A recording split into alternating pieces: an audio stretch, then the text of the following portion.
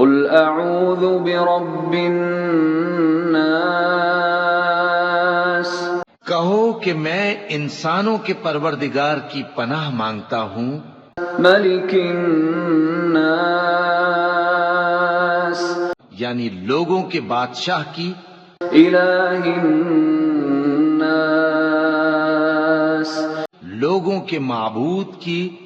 من شر الوسواس الخناس، اس بڑے وسوسہ ڈالنے والے کی برائی سے، الذي يوسوس في صدور الناس، جو اللہ کا نام سن کر پیچھے ہٹ جاتا ہے،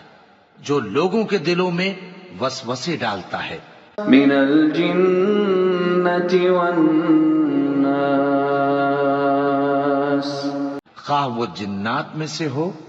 یا انسانوں میں سے۔